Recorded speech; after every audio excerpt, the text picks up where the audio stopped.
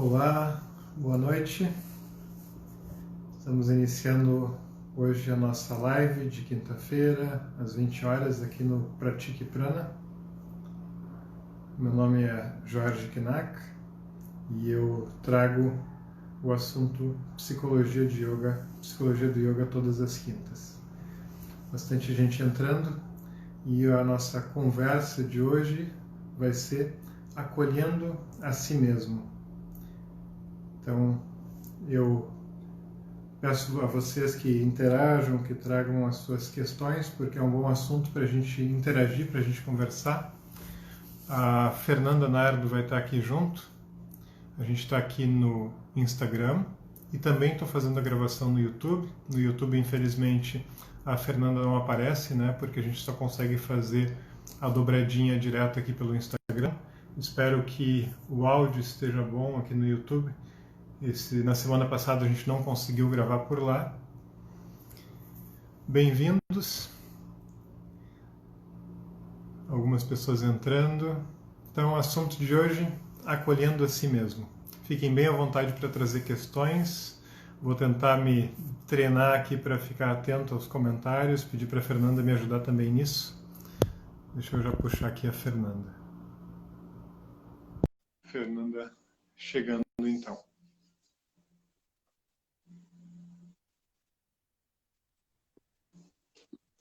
Olá, Fernanda. Olá, tudo bem? Me escutando bem? Estou te escutando bem. Ótimo. Boa noite a todos. Boa noite. E aí, foi tudo tranquilo para chegar em casa, Fernanda? Cheguei agora há pouco. Mas deu tudo certo. Não, tá bom. A Fernanda estava em dúvida, né? Se hoje é que tem uma vez por mês, a Cris faz comigo, né? E a Fernanda estava em dúvida, que a gente acabou não conversando muito antes. Aí ficou um pouquinho em cima da hora, mas deu tudo certo. Sim. Fernanda, não sei se tu chegou a olhar lá o assunto, né? Porque a gente só conversou bem rapidinho quando eu estava vindo para cá. O assunto acolhendo a si mesmo. A gente vai conversar hoje sobre acolhimento. Então, vamos lá. Eu vou fazer como sempre, eu vou introduzir um pouquinho o assunto, né? A gente vai ter que cuidar bastante a questão, né, do horário, porque na semana passada a gente foi pego um pouco no susto, que cortou exatamente na 1 hora, né? E aí caiu. Eu acabei daí não gravando, né? Porque daí eu retomei a live. Mas a gente, então, para não dar problema de ficar as gravações cortadas, a gente vai cuidar um pouquinho ali no horário para ficar dentro da 1 hora. Então, algumas pessoas dando um oi.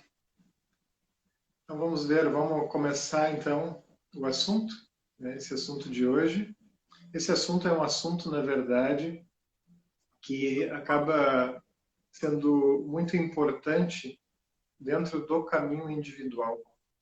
Em algum momento eu acho que vai ser bem interessante também trazer para as lives aqui essa questão da individualidade, né? Essa questão do que é esse formato tradicional onde existe uma relação diferenciada entre cada aluno com o seu terapeuta ou o seu professor. No caso do yoga, o papel do professor e do terapeuta, eles são papéis que estão unidos. Tradicionalmente, esse acompanhamento, ele sempre foi feito muito de perto, né, onde realmente o professor, o terapeuta, ele vai olhar com muita atenção para a condição de cada pessoa e oferecer, então, um caminho que se constrói a partir da reflexão sobre aquela pessoa em específico, né? Então, e a questão do acolhimento, ela entra muito nesse ponto. Apesar de a gente não ter combinado conversar sobre essa questão da individualidade, né, isso fica para um outro momento, a gente entrar de uma forma mais abrangente nesse assunto, eu acho que vai ser interessante já começar a olhar para o quanto é difícil a gente falar sobre um caminho de autoconhecimento, um caminho de transformação, sem a gente entender que a relação com as nossas dificuldades, a relação com os nossos obstáculos, é um ponto bastante importante. Ou seja, muito antes de um processo de desenvolvimento, ou de um processo de autoconhecimento poder me levar a uma transformação, eu preciso saber como eu vou me relacionar com tudo isso que eu estou enxergando e que é difícil enxergar, né? Me traz uma certa dor, me traz um lamento ao verificar as minhas dificuldades, os meus próprios obstáculos, e isso é um ponto muito importante do nosso amadurecimento. É normal, né? Eu já estava comentando com uma aluna nos atendimentos de hoje pela manhã, uma pessoa que está iniciando agora, né? E ela me relatou, então, qual era toda a busca dela dentro desse processo individual de yoga. Acho que a Fernanda está com um pouquinho de dificuldade na conexão, né? Pelo menos pelo que eu estou vendo, parece ser só dela, né? Não sei se a minha fala está bem tranquila. Vocês estão me escutando bem? Ou está travando também? Fernanda voltou. Acho que deu um pouquinho de... Fernanda está dando um pouquinho de cortes aí, tá? Mas vamos... Então, estou relatando aqui a questão... Ela deve...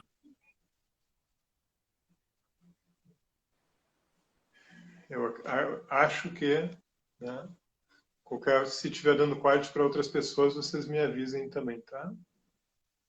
Então, acho que a princípio não. A princípio, acho que foi só no da Fernanda. Obrigado, Paula.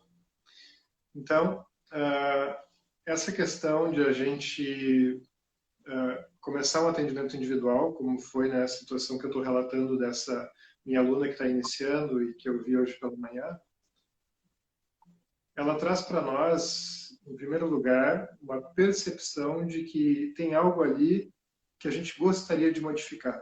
A gente não entra num caminho de autoconhecimento, né, sem desejar dar um passo adiante na nossa vida. Aliás, é uma grande qualidade, né? Uma pessoa que busca um caminho de autoconhecimento é uma pessoa que conseguiu perceber que é importante ela também participar desse processo de mudanças que ela deseja e não só ficar esperando mudanças do mundo ao redor, né? O mundo ao redor não pertence totalmente ao nosso controle, mas o nosso mundo interno, o nosso próprio corpo, a nossa própria mente, é o nosso sistema que está mais perto de nós, está mais junto de nós, e sobre ele é mais fácil a gente exercer uma interferência. Então, é uma conclusão madura a gente perceber que a nossa maior responsabilidade é perante nós mesmos, não no sentido egocêntrico, mas no sentido de a gente se tornar uma pessoa melhor para os outros, para o mundo ao redor também. Então é muito importante que a gente olhe para isso e é muito importante que a gente tenha a capacidade de enxergar os nossos próprios obstáculos. Aliás, o caminho de yoga ele só vai começar nesse lugar, né? Quando a gente olha para dentro de nós mesmos e consegue perceber a nossa responsabilidade perante o nosso próprio sofrimento. Quando a gente faz isso, a gente está causando um benefício muito grande para os outros também, porque a gente não está jogando a responsabilidade do nosso sofrimento para as outras pessoas. É claro que algumas pessoas podem, digamos, atrapalhar o nosso caminho, outras podem ajudar o nosso caminho, né? Com certeza. Mas a maior responsabilidade está em nós. São os nossos hábitos, a nossa condição mental, que vai ser a principal responsável por eternizar um sofrimento, mesmo que ele tenha vindo inicialmente de uma circunstância externa.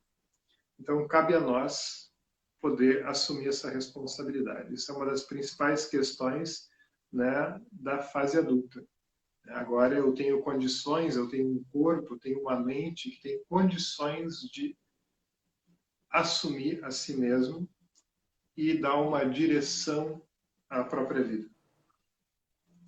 Quando a gente começa, então, um caminho de autoconhecimento, né, a gente vai trazer esse desejo de mudança, mas, como, por exemplo, aconteceu nessa situação de hoje da manhã, e acontece todos os dias, e acontece também quando eu levo isso para o meu professor, para o meu terapeuta, né, a gente traz o desejo de mudança, mas existe uma importância muito grande na acolhida que vem por parte da outra pessoa, daquela pessoa que está ali para nos auxiliar. Ou seja, se aquela pessoa que está ali para nos auxiliar é uma pessoa que vai trazer mais julgamento, é uma pessoa que vai aumentar a nossa culpa, que vai aumentar a nossa vergonha, a gente vai entrar numa situação bastante complicada, porque culpas a gente já tem bastante, né? Normalmente o nosso lamento por alguma coisa que não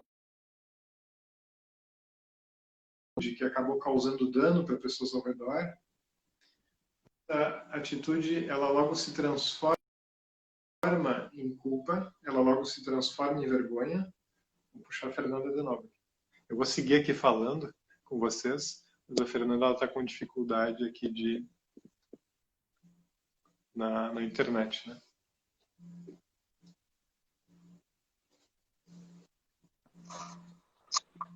Fernanda, vamos. Persistência. Não sei se é aqui, acho que deve ser a minha internet, porque a sua o pessoal está ouvindo normalmente, né? É lá na Fernanda mesmo. Então vamos seguindo aqui.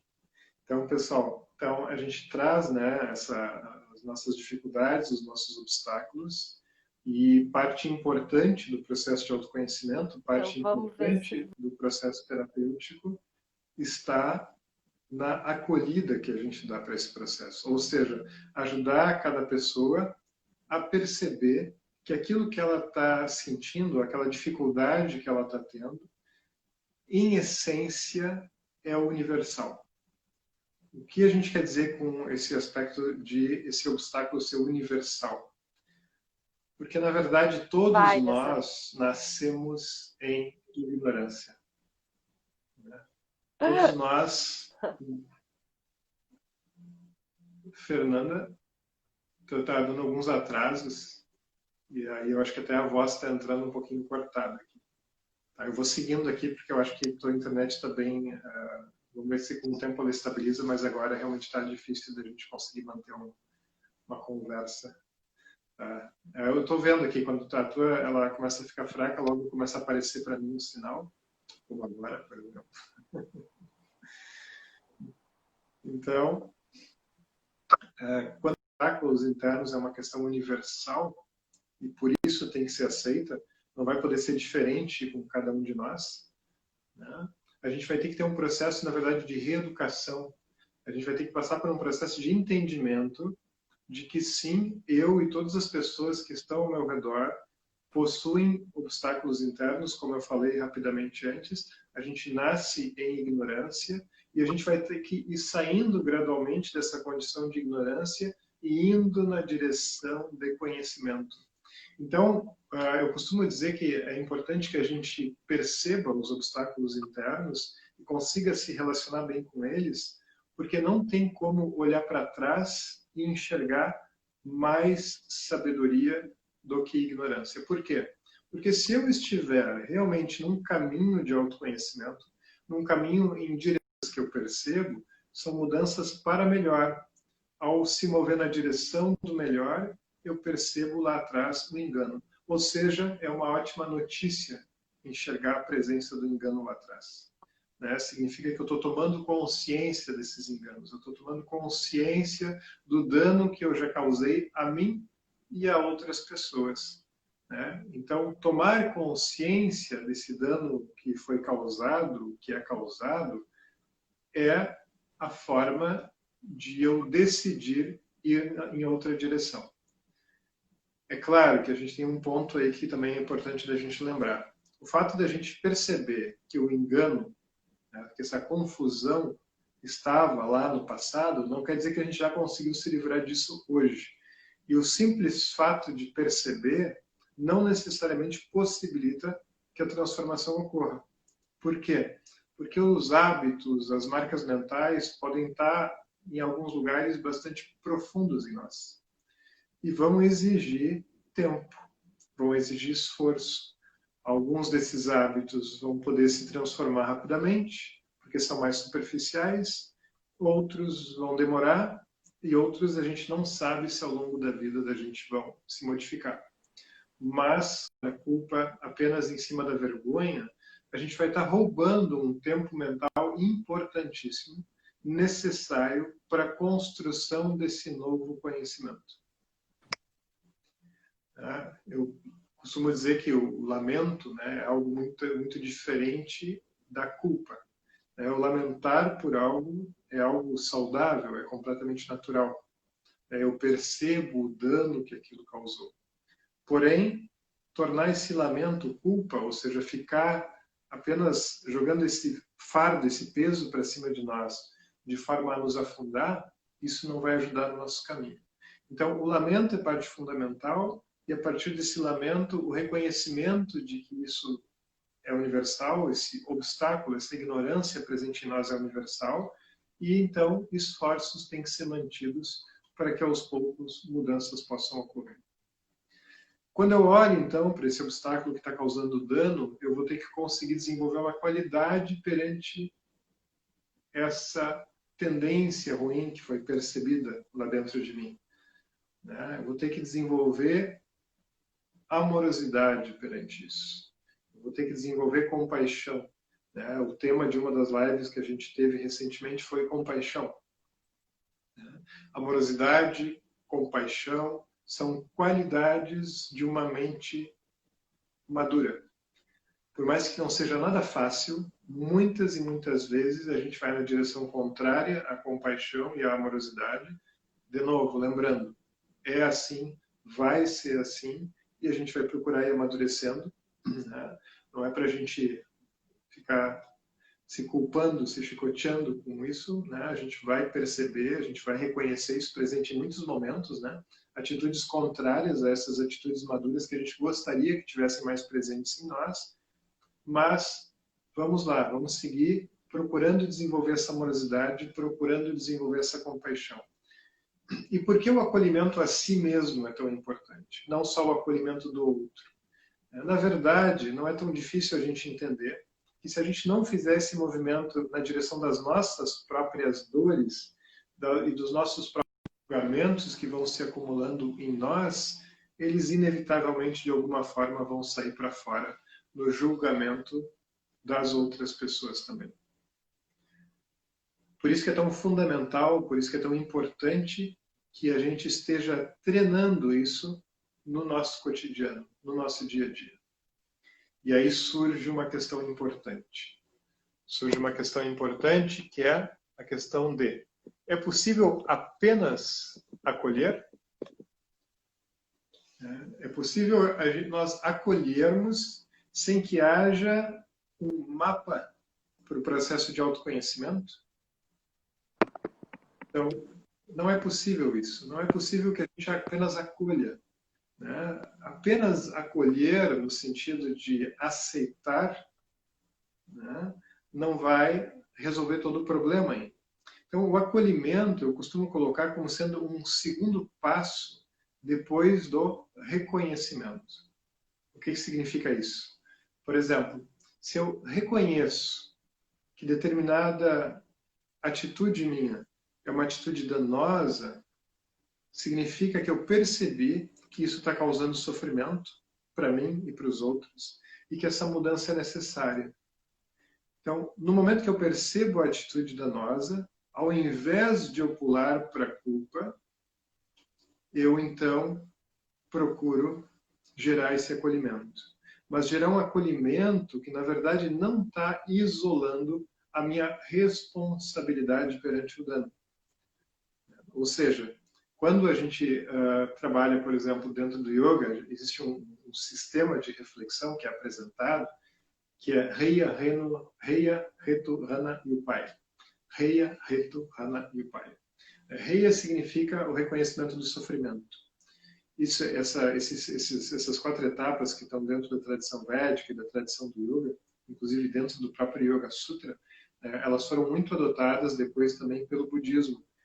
Vocês vão ver isso sendo usado, se não me engano, com o nome também de 4 nobres verdades.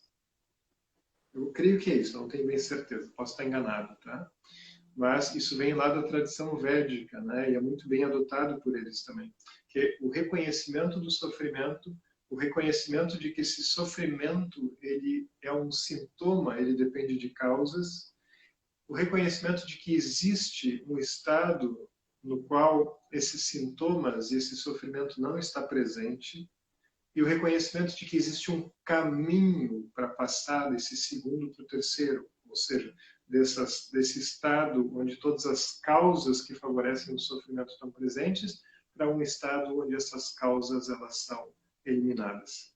Ou seja, é possível eliminar ou pelo menos reduzir intensamente esse sofrimento pelo qual a gente passa. Por quê? Porque a causa principal é interna, né?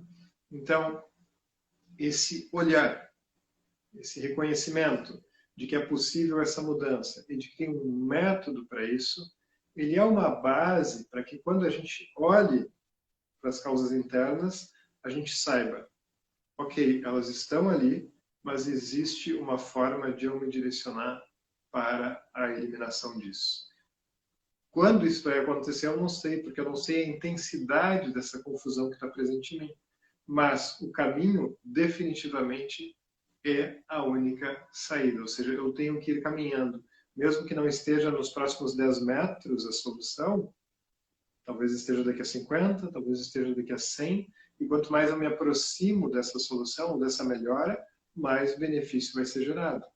Então, eu devo caminhar na direção disso e ir colhendo os frutos gradualmente.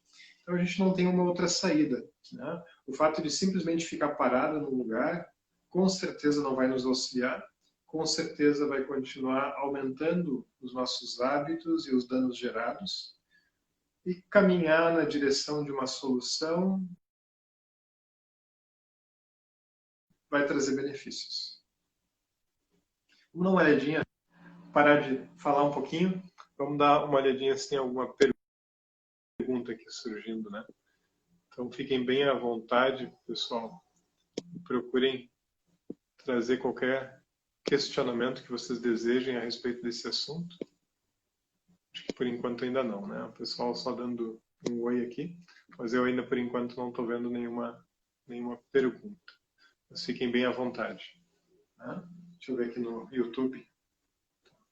Então, pessoal, esse é um ponto bem importante, né? Nós temos a etapa do reconhecimento e a etapa do acolhimento. Então, no momento que a gente sabe a direção, que a gente sabe que a gente não quer continuar causando dano a vida inteira para quem está ao nosso redor, né? A gente sente mais isso através das pessoas que a gente ama, das pessoas que são mais próximas, né? Porque a gente sofre mais quando a gente percebe aquele que a gente ama sofrendo do nosso lado, e muito desse sofrimento a gente percebe que é influenciado pelas nossas más tendências, pelos nossos obstáculos. Portanto, quanto mais a gente trabalhar em cima de nós mesmos, mais a gente vai criar um ambiente mais benéfico ao nosso redor também. Então, a gente reconhece nosso obstáculo ao enxergar ele, sabendo que é possível trilhar um caminho para a remoção dele. A gente, então, vai procurando desenvolver essa amorosidade perante o reconhecimento do obstáculo interno. Então, essa reflexão, né, essa atitude, que pode ser muito vista como uma meditação cotidiana, ou seja, muitas e muitas vezes, dentro dos nossos relacionamentos, em meio aos relacionamentos, a gente vai perceber os nossos maus hábitos, né? Entre, digamos, maus hábitos de mente, a gente poderia colocar aí a inveja, a gente poderia colocar aí a raiva, a gente poderia colocar o medo, né? Então, e a gente tem várias outras coisas que não parecem, né, a princípio tão danosas para o outro. Por exemplo, a minha própria insegurança, né?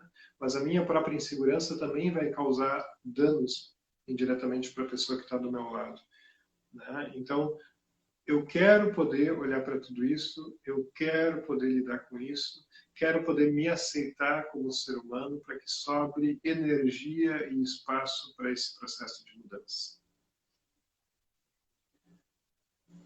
Para que a gente possa se acolher, para que haja esse acolhimento estabelecido em reconhecimento, uma das coisas muito importantes para o nosso caminho é um estudo mais aprofundado do sistema que a gente adotou para isso.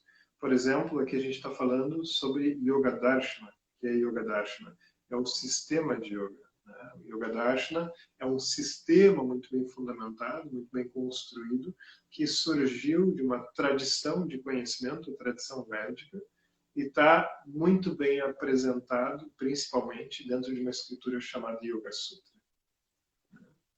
Por exemplo, o Yoga Sutra tem um verso que fala sobre essa amorosidade, sobre a compaixão. Normalmente esses versos, para ajudarem no nosso estudo, na nossa reflexão, inclusive acabam sendo decorados. Por quê? Porque a gente vai precisar trazer aquele conhecimento muitas vezes para nós, para que a gente possa usar dentro da nossa reflexão cotidiana, para que a gente possa usar dentro da nossa meditação. É o verso que fala sobre amorosidade, compaixão, é o verso Maitri Karuna Mudito Pekshanam Sukha Dukha Punya Punya Punya Punya. Agora me perdi aqui. Punya Punya Vishayanam Bhavanataha Chitta Prasadanam. Então a gente tem um verso que fala sobre Maitri, que é amorosidade, que fala sobre Karuna, que é compaixão, que fala sobre Mudita, que é o regozijo perante atitudes positivas, e que fala sobre o Peksha. O Peksha é o quê? É uma não reatividade perante aquilo que é negativo. Todas essas 4 qualidades, Maitri, amorosidade, Karuna, compaixão, Mudita, regozijo, e o Peksha, que é essa não reatividade, ou uma forma de equanimidade, elas são importantes não só perante o outro, mas também perante nós mesmos.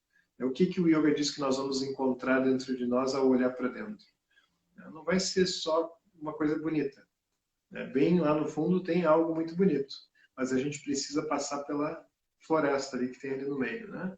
Então, quando a gente olhar para dentro, a gente vai enxergar principalmente aquilo que é descrito como sendo os 5 kleshas, aquilo que traz perturbação, aquilo que traz dor. O que são esses 5 kleshas, ou esses 5 obstáculos internos? Eles são a ignorância, como eu falei a vocês.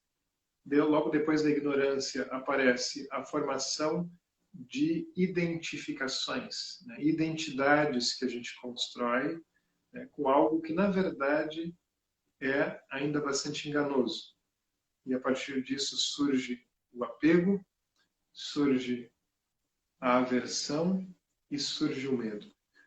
Esses 5 são assuntos que a gente vai estar muitas e muitas vezes tratando dentro do yoga, porque eles são considerados as grandes causas internas. Então, eles são a grande causa do nosso sofrimento e são eles que vão também estar jogando dano para quem está ao nosso redor. Então, ao se deparar com ignorância, ao se deparar com essas identidades, ao se deparar com apego, ao se deparar com aversão, ao se deparar com medo, a gente vai olhar para nós e a gente vai se assustar. A gente vai ter medo, desses obstáculos internos. Né? Então, ao se deparar com tudo isso, a gente vai ter que lembrar: isso é natural. Eu sou um ser humano. Eu nasci nessa confusão e estou me esforçando para poder construir o meu conhecimento, para poder desenvolver a minha maturidade. E lá para trás, muitas e muitas marcas mentais se formaram, a maioria delas inconscientemente. Né? Por exemplo, marcas que se formaram durante a minha infância. Durante a maior parte do período da minha infância, eu não tinha condições de fazer escolhas. Eu não tinha um conhecimento, claro, que me permitisse verificar o que era adequado e o que não era adequado. Eu só começo a ter condições de fazer essa discriminação na idade adulta e principalmente se eu tive acesso a um conhecimento que me auxiliasse nesse processo de discriminação. Então, isso tudo é muito importante. A gente reconhecer que não só eu, porque eu percebo a minha mente, né? Como eu já comentei em algumas lives, a mente é chamada de antarkarana, é um instrumento interno. Ou seja, ele está apenas dentro de mim e o outro não consegue perceber o meu instrumento interno, nem eu consigo perceber o instrumento interno do outro. Então, só eu conheço a minha mente. Só eu conheço o que se passa por ela e, por isso, eu tenho vergonha, muitas vezes, dela. Eu penso que isso acontece apenas comigo, isso é um problema só meu. E na verdade não, na verdade quando a gente vai um pouco mais para o estudo, a gente vai olhando para o que é todo o universo psicológico, a gente vai vendo que existe um esqueleto aí dentro dessa manifestação toda mental que é o mesmo para todos nós. E aqueles obstáculos, aquelas dificuldades estão presentes na vida de todas as pessoas. Inclusive, estão presentes nos professores que a gente admira, nos mestres que a gente admira, também estão lá. Agora, se a gente olhar para isso e pensar, bom, eu estou aqui ensinando, estou falando sobre yoga, e eu só posso falar isso se eu não tiver nenhum obstáculo interno, o que vai acontecer? Então a gente vai parar de se ajudar, porque ninguém mais vai ter condições de auxiliar o outro, sendo que é algo universal.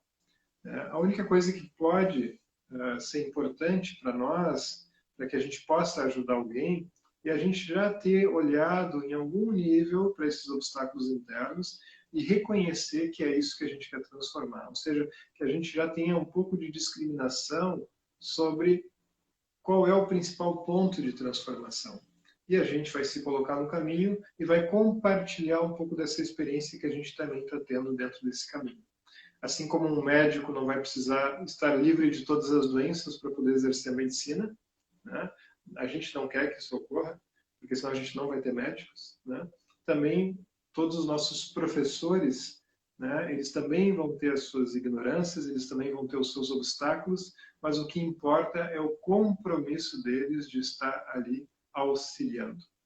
Né? Então, mesmo aquela pessoa que está ali nos ensinando, né, mesmo o meu professor, né, ele também tem os seus obstáculos e ele também tem que estar olhando para isso com humildade. Né? Isso é uma das maiores qualidades dentro do ensino.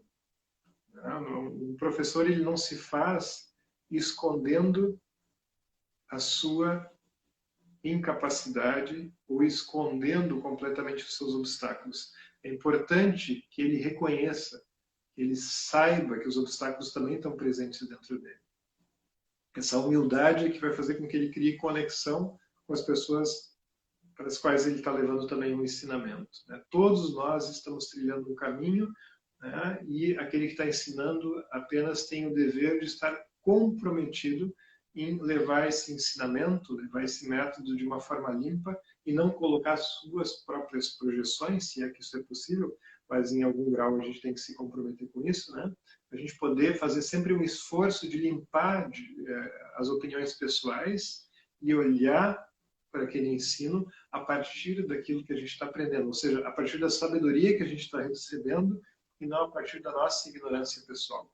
Então, todos nós, professores, também vão ter que estar treinando isso o tempo inteiro, os nossos alunos vão ter que estar treinando isso o tempo inteiro. Como eu costumo dizer, às vezes as pessoas pensam assim, né? Ah, Jorge, tu passa horas e horas por dia aqui nos escutando, né? Isso principalmente dentro do atendimento individual, né? As pessoas estão ali anos e anos dentro de um processo terapêutico e às vezes a pessoa diz, olha, tu precisa de muita paciência para estar escutando sempre a mesma coisa que eu estou trazendo aqui. E eu costumo falar algo que é muito verdadeiro, que é não é necessário paciência. Né? Paciência eu tenho que ter comigo mesmo, porque eu tenho que lidar comigo 24 horas por dia. Né? Mas para poder olhar para uma outra pessoa, auxiliar ela dentro do caminho pessoal, é algo muito mais fácil do que lidar com nós mesmos. Né? Então, o difícil mesmo é lidar comigo. Né? Então, poder ajudar uma outra pessoa é algo muito mais fácil. Porque quem vai tomar o caminho, os esforços para si, é o próprio praticante ou o próprio paciente, né? A própria pessoa é que vai fazer os esforços e que vai fazer com que isso gere frutos. A gente está ali só para dar um empurrãozinho e poder auxiliar, né? Dando instrumentos para aquilo poder acontecer. Então, isso realmente é bastante importante. Se alguém que está na posição de professor ou está na posição de terapeuta não demonstrar um grande acolhimento nesse processo individual, a gente tem aí um grande problema. Por isso que uma das primeiras coisas, por exemplo, que eu costumo fazer quando eu recebo alguém é olhar junto com aquela pessoa para o seu passado, não apenas para olhar os obstáculos, não apenas para olhar as dificuldades, mas para poder enxergar também o que aquela pessoa já construiu. Assim como eu já tenho uma certa construção de caminho, também a pessoa que chega para o atendimento individual, chega para o caminho, né, do yoga, essa pessoa ela também já fez um caminho, ela também já amadureceu em muitos aspectos. E a gente muitas vezes vai ter que ajudar a pessoa a perceber o que foi já o seu amadurecimento, para que ela consiga reconhecer e consiga integrar melhor isso. Não é porque eu estou vendo a pessoa pela primeira vez que eu agora vou ser o mágico que vai fazer a transformação. Não, a própria pessoa é que faz e a própria pessoa já fez muitas vezes isso. O que ela está agora é numa outra etapa de amadurecimento, onde ela percebeu que ela tem algo a receber desse processo de yoga. E cabe a mim apenas olhar nesse momento o quanto é possível acrescentar nesse caminho. Não é alguma coisa nova que está surgindo. Apesar de ser novo para mim, porque aquela pessoa está chegando hoje, na verdade essa pessoa já vem de um caminho de amadurecimento que fez com que ela estivesse aqui hoje também. Né? E talvez no futuro ela também vai dar um outro passo numa outra direção, mas agora me cabe reconhecer as qualidades que ela traz, a construção positiva que ela traz e também as dificuldades que ela está trazendo para que possam ser lidadas através da compreensão do yoga. Eu acho que tem algumas questõezinhas aqui, né?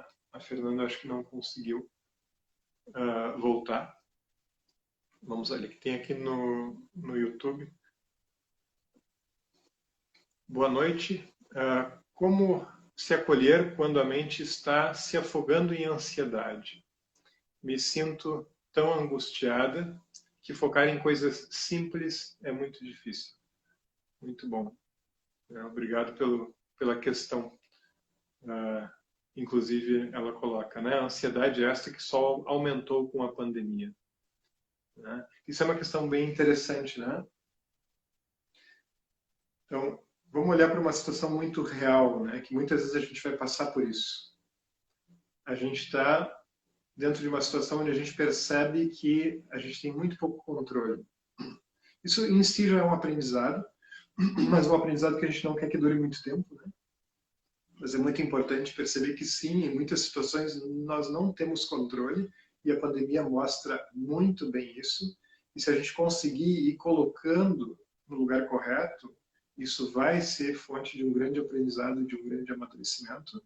Mas vamos pegar a questão mais relacionada ao conceito de shamanam, que a gente fala no yoga, que é o conceito de pacificação, que precisa ser uma primeira etapa. Então, a descrição é que, vamos ver de novo os detalhes da pergunta, né? A mente está se afogando em ansiedade. Focar em coisas simples é difícil. O que é o processo de focar? Né? Eu me relacionar com algo.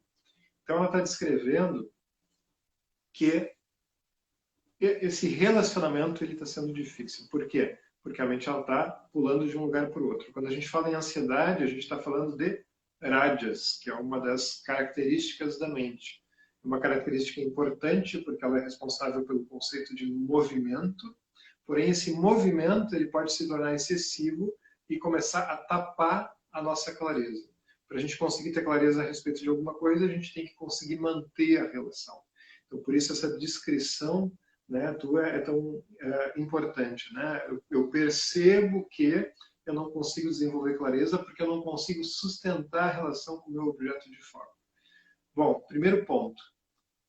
Existe algo no yoga que a gente chama de indriyas, que na nossa cultura a gente chama de sentidos. Né? São palavras diferentes, né? Parece que eu só estou brincando aqui com o sânscrito, mas é porque esses sentidos dentro do yoga são 10 e não 5, como a nossa cultura traz. Né? Mas, quando a gente fala da questão sensorial, a questão sensorial é um ponto importante da ansiedade. A ansiedade ela vai se mostrar externamente, né? Um dos principais sintomas é essa incapacidade de ficar num só lugar. E aí eu preciso reconhecer que ela alcançou já esse estágio e eu preciso, então, pensar.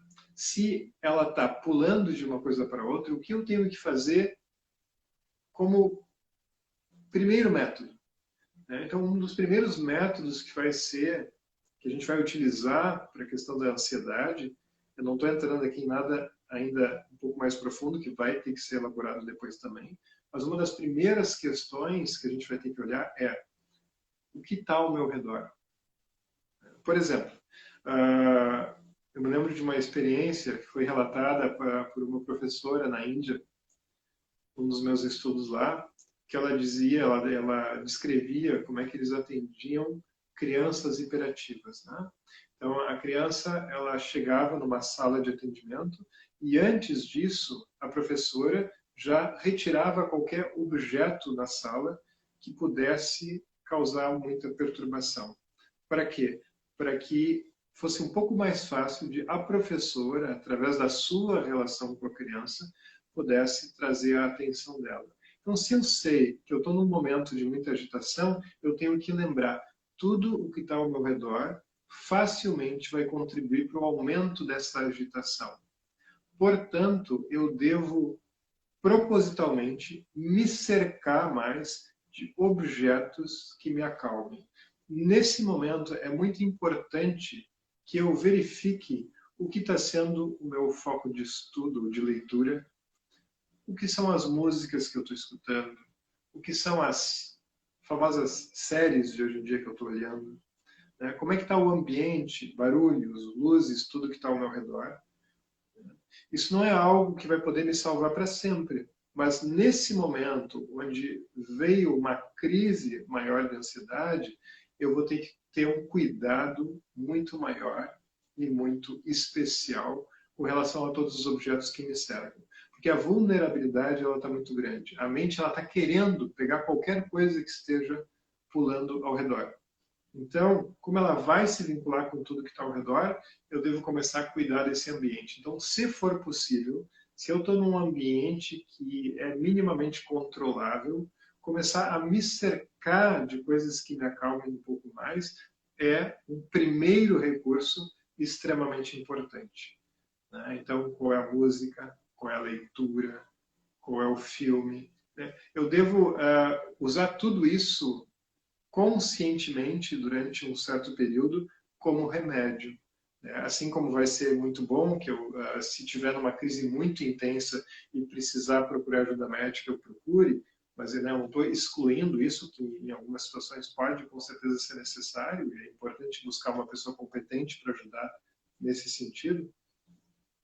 Mas, em circunstâncias que a gente ainda pode controlar um pouco, a gente vai, então, pensar nesses objetos, nessas relações que a gente tem com o ambiente ao redor e ver como é que a gente, então, vai mexer nisso para nos auxiliar, para que isso se torne um remédio.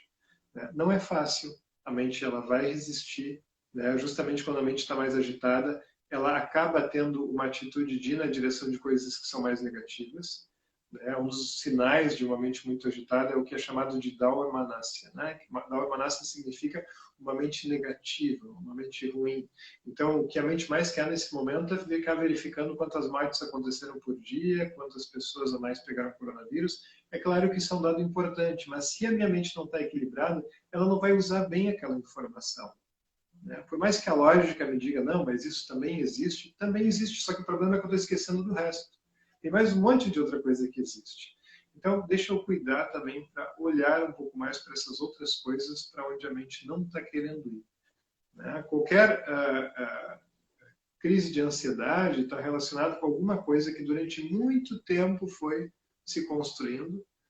Isso não ocorre de uma hora para outra. Então, durante muito tempo, aquela marca mental ela foi se construindo. Talvez eu não tenha visto ela começando, que nem essa bola de neve. Eu não vi inicialmente ela se formando, eu não dei o devido cuidado e, de repente, aquilo em algum momento explodiu. Então, que eu possa agora, mesmo que é difícil, quando explode é difícil a gente conseguir fazer alguma coisa que vai dar resultado rápido, com certeza, não vai ser uma solução rápida, mas a gente vai ter que fazer esforços para começar a tentar ir na outra direção. Deixa eu ver se a Nai está colocou algum outro comentário a respeito disso, né? Então, agora, por exemplo, né, como ela falou, né, a ansiedade só aumentou durante a pandemia. Por quê? Porque a gente tem poucas distrações, né? As distrações não são distrações, várias distrações físicas como a gente tinha antes, de mudar de ambiente, de se relacionar com outras coisas. Então, a gente é jogado mais para dentro só de um ambiente menor, né, com menos opções, né? Então, a gente vai ter que tornar esse ambiente mais propício para que ele seja usado como remédio para esse momento, não só de crise externa, como de crise interna, né? Então, eu vou ter que aproveitar para fazer esse reconhecimento de que essa ansiedade já estava lá, ela só se evidenciou nesse momento, né? É importante que em algum momento se evidencie. Claro que é uma pena que agora a gente vai ter menos recursos, normalmente, para poder tratar, né? Mas aproveitar esse momento para reconhecer, eu preciso mexer nisso. Eu preciso pegar isso que se evidenciou nesse momento e, então, olhar para o ambiente que me cerca primeiro como remédio. À medida que eu fizer esforços nessa direção, né, uma coisa que eu não falei, né, é o próprio alimento, né? Então, não só as séries, não só a leitura, não só a música, né, não só cuidar também para que eu não caia em armadilhas nos relacionamentos, porque quando eu estou mais ansioso eu facilmente vou cair em armadilha, né? Se uma pessoa falar qualquer coisa para mim, facilmente eu vou pegar pelo lado mais negativo, então eu vou ter que me policiar mais. Não apenas isso, né? Mas também o que eu não falei é o alimento. Por exemplo, cuidar com estimulantes, né? Como café, chá preto, ou qualquer outra coisa, né, que me estimule demais. Poder cuidar muito bem do meu sono, ou seja, a rotina toda, né? Alimentação, rotina, leituras, tudo isso vai ser essencial. O que a gente acaba fazendo na nossa cultura? Nossa cultura é uma cultura, infelizmente, com bastante esquizofrenia no trato, né, com as questões mentais. Então, quando surge alguma coisa desse tipo, a gente rapidamente corre para o remédio, né? O remédio ou a alopatia é algo negativo? Não, tem o seu lugar, muito bom que exista.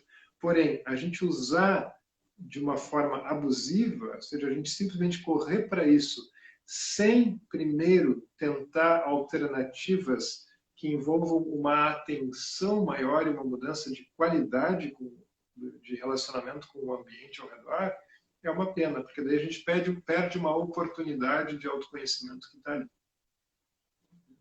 Então, lembra, um dos maiores sintomas, né, um sintoma mais externo, mais superficial da ansiedade, é essa agitação realmente física, né, que é chamado no yoga de Angamedjayatva, né, quando os próprios membros eles não conseguem mais se conter, eles ficam inquietos, né? Então, e a gente então usar esses objetos que são fonte de distração para que se tornem remédios. Então, mudar um pouco a qualidade daquilo com que a gente se relaciona. Esse é um grande ponto, né? Uma pequena sugestão que eu posso dar aqui, né, relacionada a isso. Então, a Nai falou, né? Sim, tem muito sentido o que você está falando. Eu cheguei em um ponto que não conseguia assistir um filme. Olhar os dados da pandemia ou a política do Brasil é dar alimento para a ansiedade. É isso mesmo, né? Então a gente vai, não quer dizer que a gente vai poder se esconder disso o tempo inteiro, mas a gente deve ter a humildade de, durante esse momento, saber se proteger para poder se recuperar, para depois, quando olhar para tudo isso, poder ter condições de lidar de uma forma melhor. Então, lembra, né? Isso é uma coisa universal. Todos nós vamos estar sujeitos a passar por isso em algum momento e aproveita isso para que isso possa se tornar um processo de crescimento e de amadurecimento. Então, é aquela história. A gente com certeza vai poder fazer do limão uma limonada, né? É só colocar esse esforço nessa direção. Quando se evidencia, a gente tem uma chance de mexer em algo que estava ali e poder gerar benefício. O Rafael, ele coloca aqui, né? Na universidade, o Rafael é um aluno de muitos anos, que é também formado na psicologia moderna, né? Na psicologia acadêmica, e o Rafael comenta aqui. Na universidade, alguns professores falavam que essa dificuldade de conhecer a mente do outro é o abacaxi epistemológico da psicologia, né? Reconhecendo a dificuldade de ser descascado. É bem interessante, né? Então é muito bom que eles levantem esse ponto, né? Não é um ponto qualquer, né? É algo importante de ser compreendido, né? Senão a gente sempre pensa que o problema está só dentro de nós porque a gente não está enxergando lá fora.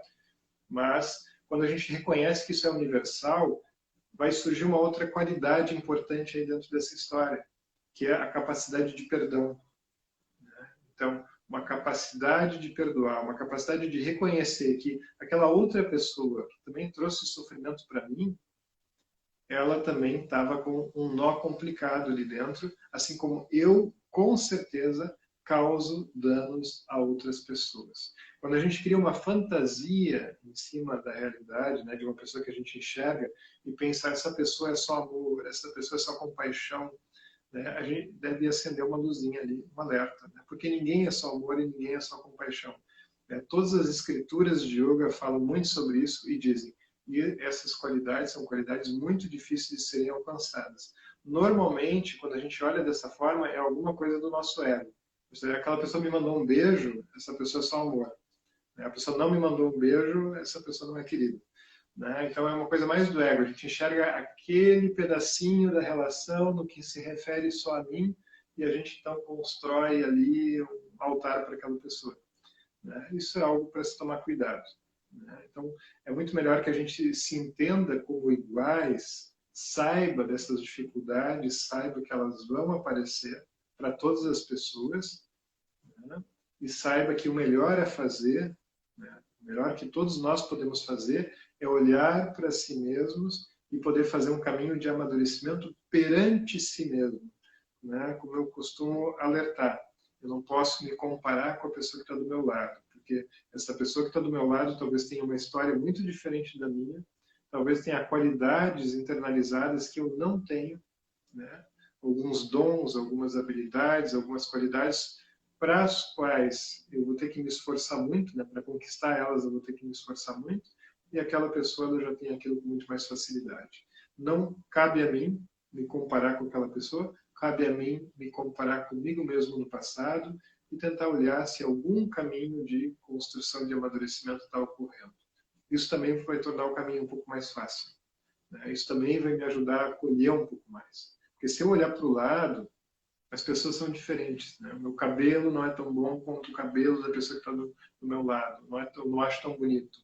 A minha altura não é a altura que eu gostaria de ter. A minha musculatura não é a musculatura que eu gostaria de ter.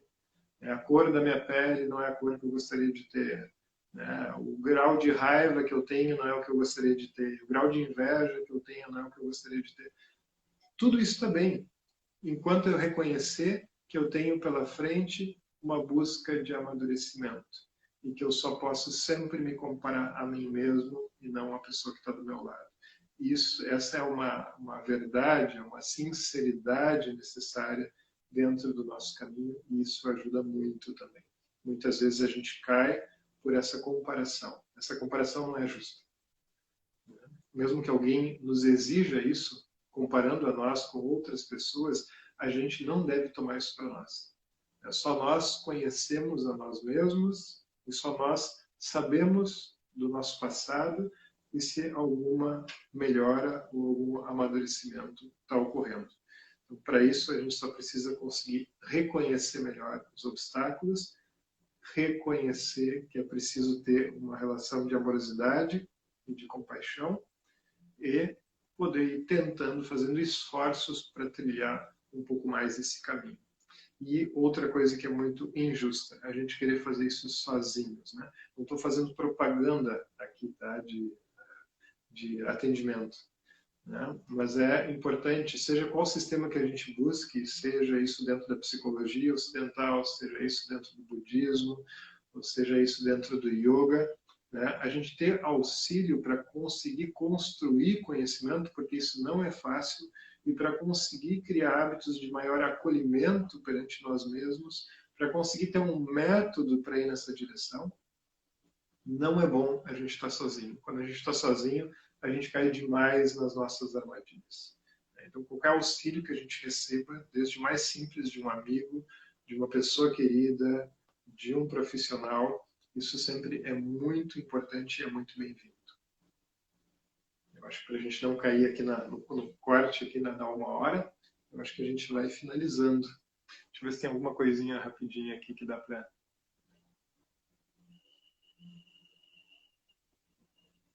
Deixa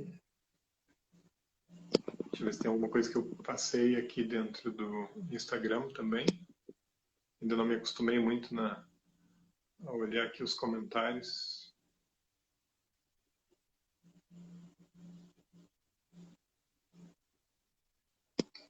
Várias perguntas aqui que eu pulei, desculpe, tá? Porque não estava conseguindo acompanhar muito bem aqui pelo Instagram também.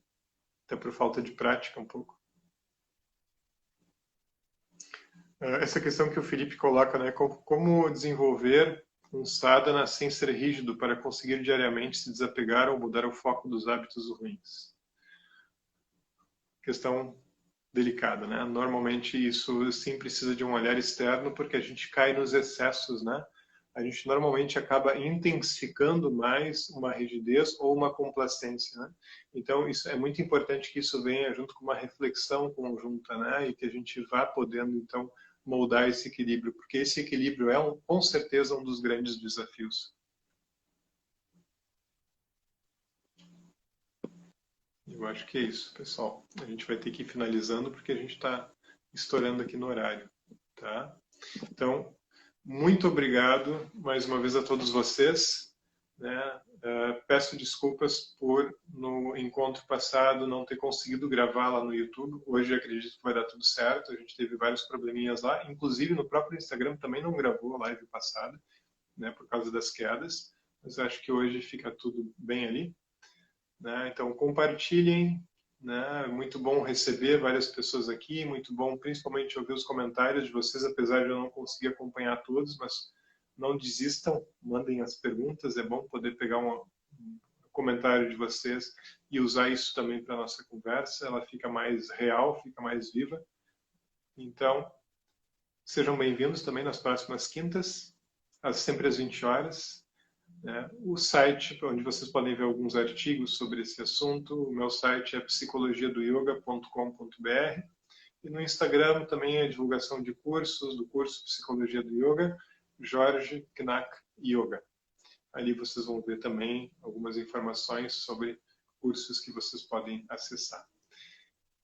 Muito obrigado e uma boa noite.